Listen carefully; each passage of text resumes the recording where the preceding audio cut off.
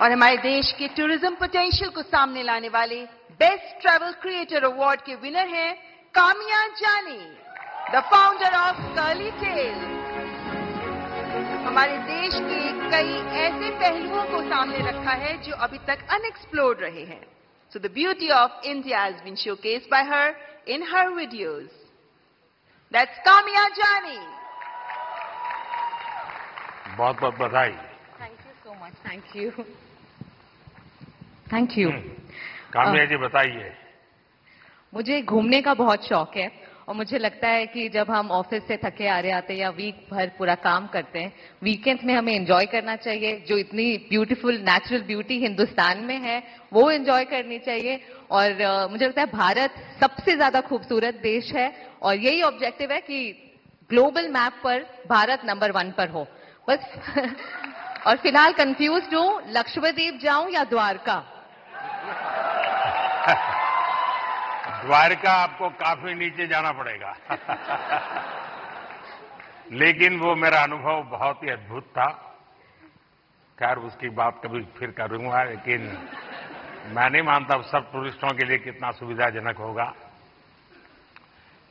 लेकिन अब जैसे मैं आदि कैलाश गया था, आदि कैलाश हमारा काफी ऊंचे टॉप पर है, और दूसरी तरफ मैं यहां द्वारिका में काफी मीटर नीचे चला गया पुरानी द्वारिका देखने के लिए।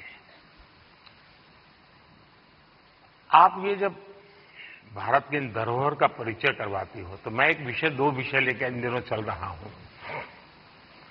उसमें आप जो क्रिएटर्स होते हैं मदद कर सकते हैं।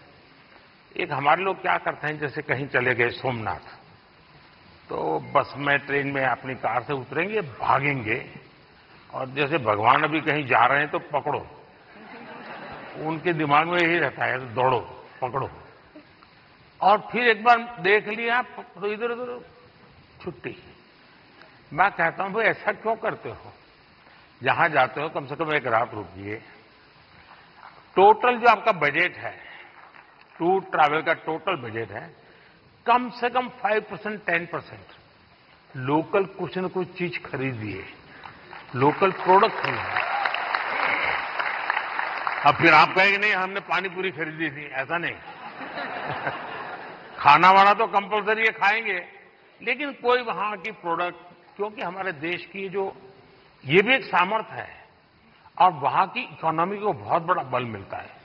अब जैसे मान लीजिए आप बद्रीनाथ गए और वहीं से थोड़ा 5 किलोमीटर दूर मणा गांव गए और मणा गांव से हैंडीक्राफ्ट खरीदा, तो हिंदुस्तान का वो पहला गांव, उसके बाद चाइना आ जाता है, वो पहला गांव, वहां की कुछ चीजें खरीद करके अपने गांव ले जाओगे, देश की एकता को हमेशा हमेशा बनाए रखने में काम आएगा।